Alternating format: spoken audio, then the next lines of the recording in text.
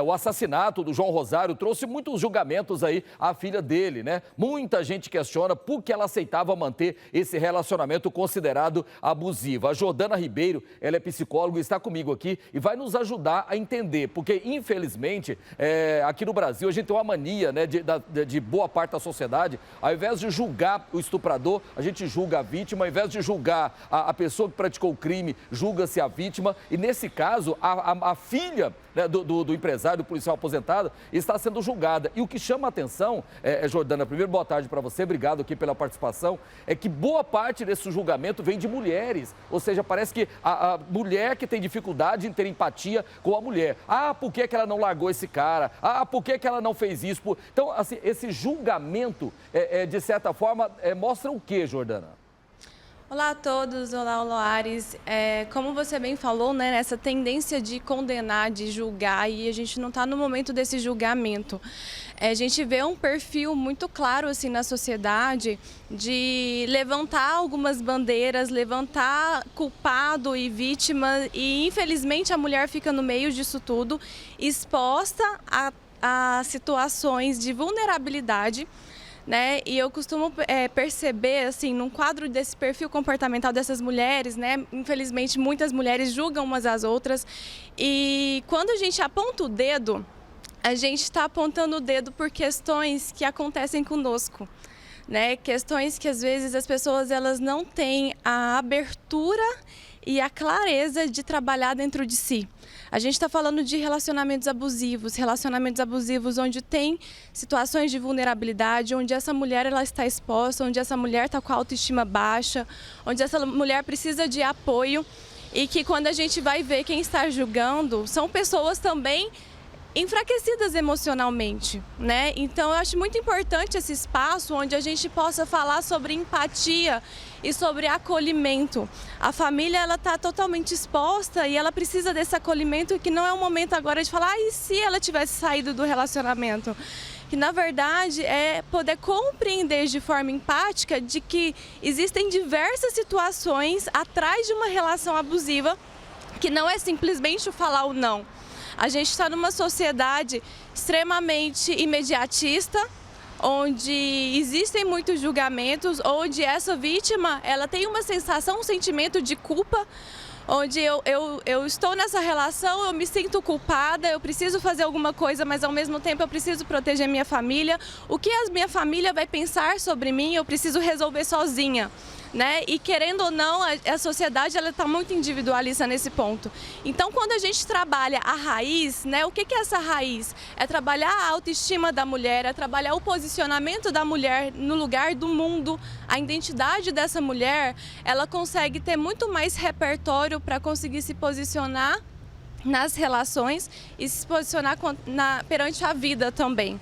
Então, quando a gente para, né, e é um convite que eu faço para todos, quando a gente para de apontar o dedo e julgar e falar assim, poxa, o quanto que esse assunto está mexendo comigo e o quão empática eu posso me colocar no lugar do outro, né, porque é um tema que parece distante, mas acontece todos os dias e vai ter pessoas que acontecem dentro da nossa família, às vezes acontece com a própria pessoa que está assistindo e não tem consciência, não tem clareza.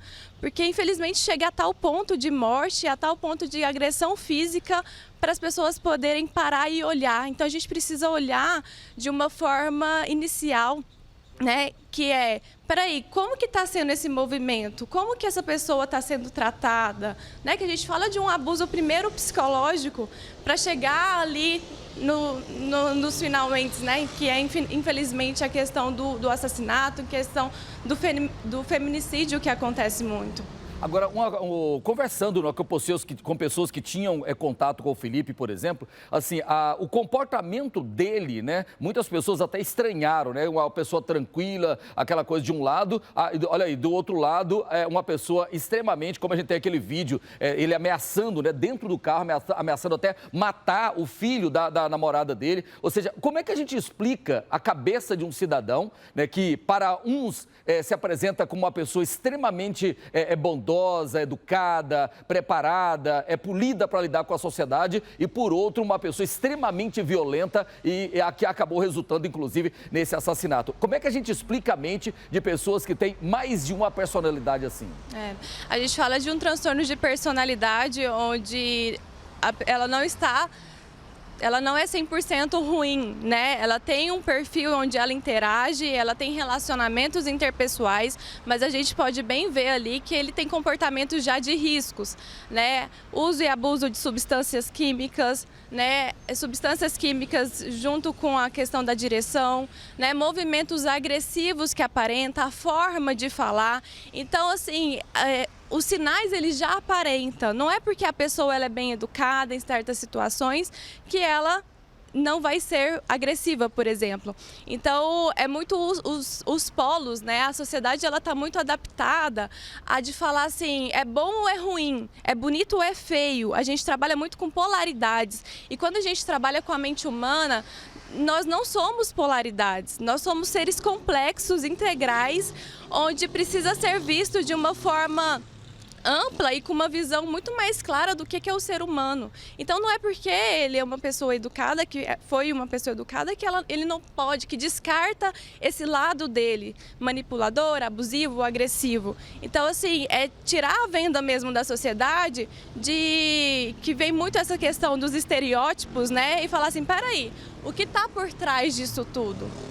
Agora, Jordana, vamos fazer até, eu gosto muito de me comunicar de uma maneira que todas as pessoas entendam, e que bom que você fala com essa clareza, mas eu queria partir de um pressuposto seguinte, até para que a mulher, de repente, que está passando por essa situação, possa se identificar, porque na medida que a mulher se identifica, ela talvez tenha até coragem de buscar ajuda, de conversar com outras pessoas, porque no caso dessa menina, ela não contava para o pai, evitava contar para a família, né, já temendo até mesmo uma reação das pessoas em volta. Como é que uma mulher pode se identificar de que está se relacionando com uma pessoa abusadora, no caso aí do que aconteceu com o Felipe? Excelente pergunta, Loares. É importante a gente poder expor isso mesmo. Quando a gente fala de relacionamento abusivo, a gente fala de fases e etapas de uma relação abusiva. Então, começa tudo por certos movimentos e por certos sinais. Quando o casal, a gente falando de uma relação aqui afetiva, né? Porque relação abusiva não é só de relacionamento afetivo. Mas quando o casal, ele começa a criar situações onde prejudica a identidade dessa pessoa, a forma de ser, a forma de falar, esse parceiro, essa parceira oprime as vestimentas, oprime o jeito dela de se posicionar na vida, começa assim a olhar e uma luzinha, né? Que eu começo a falar da luzinha vermelha aí. Peraí, eu não posso me portar da forma que eu me portava quando eu conheci essa pessoa. Peraí, eu preciso mudar o meu jeito de ser, eu preciso mudar a maquiagem, o batom que eu usava, eu preciso mudar a minha roupa. Peraí, eu não posso mais falar X, Y, Z. Então, são sinais que começam, né, a perceber. Depois esse agressor ele começa a ter movimentos mais agressivos no sentido de proibir rede social, de ficar vendo mensagens, né, de às vezes parear aí o celular com dela para ver mensagens do celular.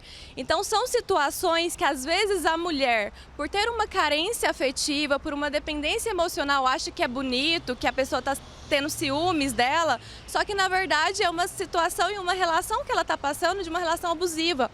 Então, todo movimento que esse parceiro ou essa parceira tende a oprimir, a prender essa pessoa para si mesma, começa já a dar sinais de uma relação abusiva, né? E aí a gente vai ver ali no extremo que começa a ter a relação abusiva na forma de agressividade mesmo, de físico.